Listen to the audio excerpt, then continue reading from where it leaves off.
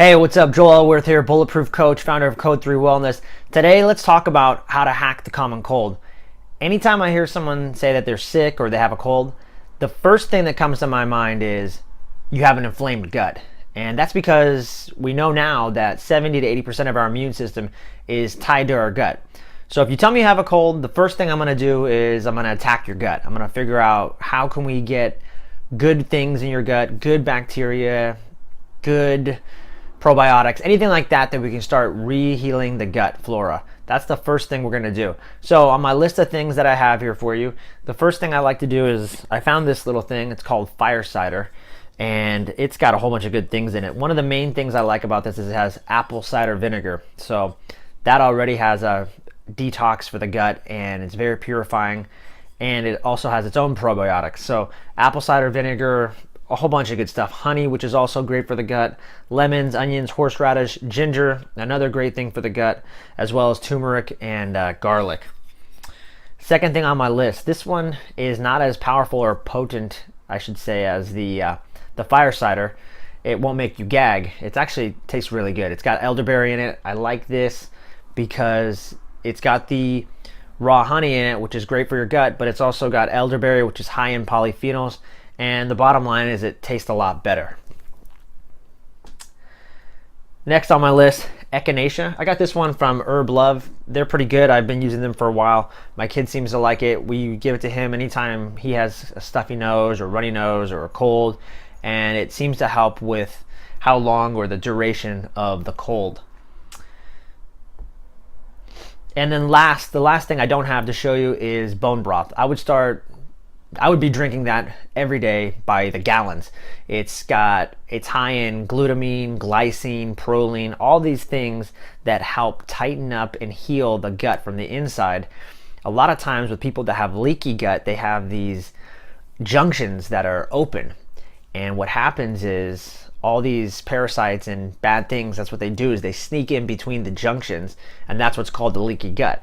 So if we can help heal that and reform the intestines, things like bone broth with all those great things that I said have in it, like the glycine, the proline, those are amino acids that are typically missing from our modern diet. So if you can reintroduce those into your diet, a lot of times you'll see people heal a lot faster.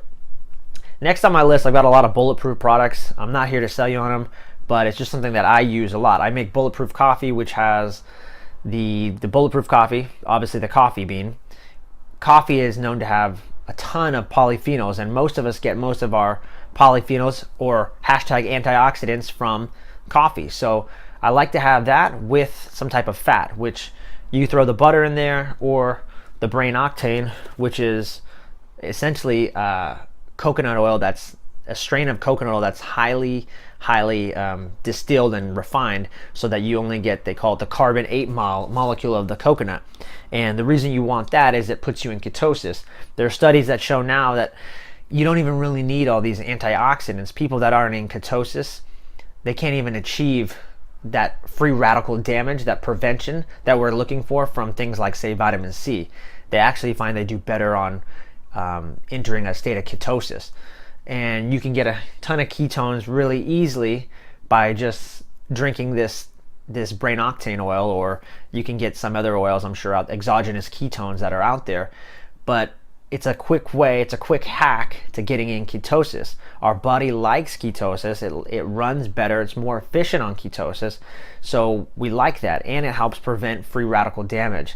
So these are the reasons why we like products like this. Now you can get into ketosis other ways, such as fasting, which most of us don't want to do, or especially if we're sick, we don't want to put the body in a state of stress. So this is a nice way, by throwing a couple tablespoons in your coffee of brain octane oil, you can achieve that.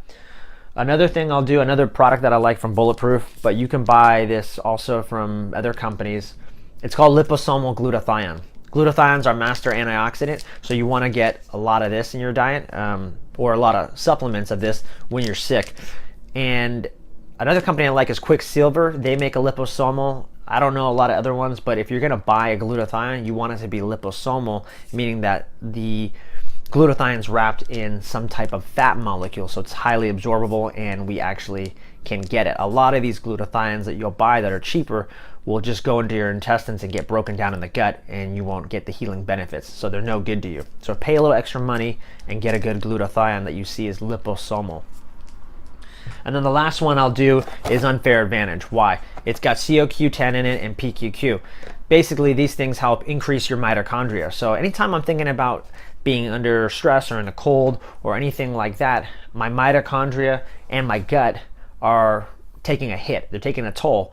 And so I do anything I can to help raise that level. So I'm going to try to raise everything I can in my gut as well as my mitochondria. The PQQ and the CoQ10 combined have shown to be mitochondria stimulants, and you're going to get more. You're going to build more power plants. So that's what I'm looking for when I do that. To me, this is an ancillary supplement. I wouldn't do this unless money to you was no issue.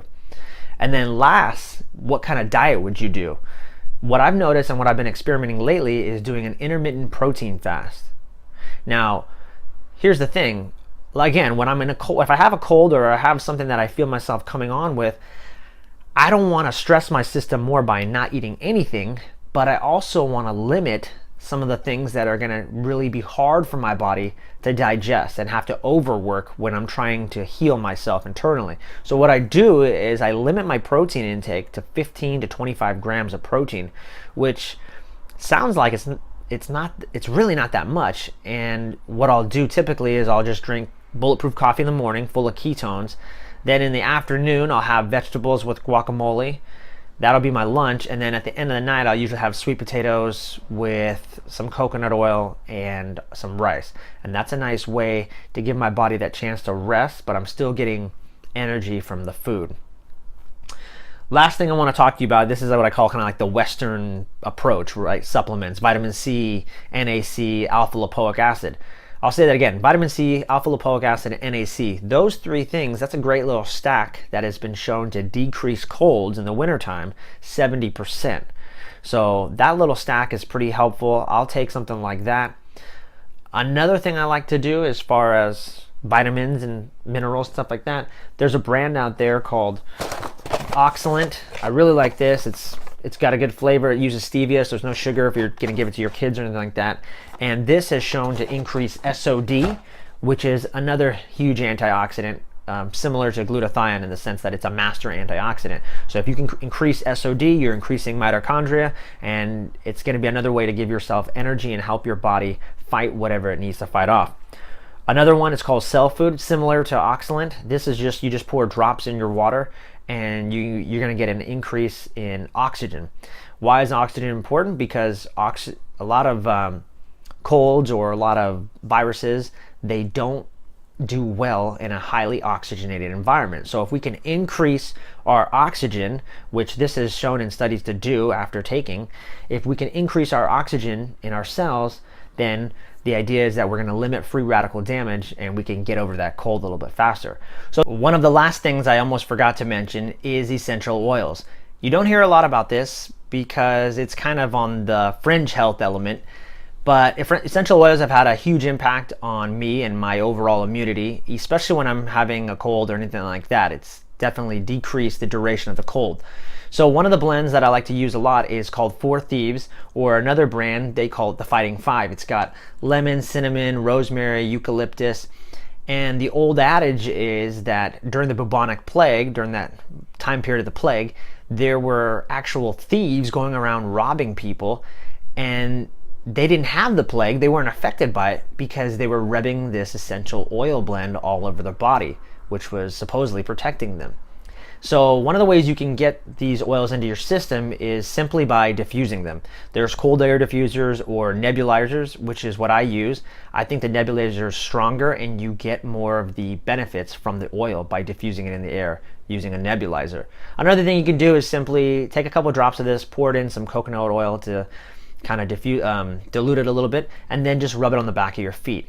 Any of these methods will help you get the oils into your system and it'll have a greater immune effect. So try any of those out. I'll leave everything in the show notes so you guys can find it pretty easily. And until then, tune in next week and I'll have more.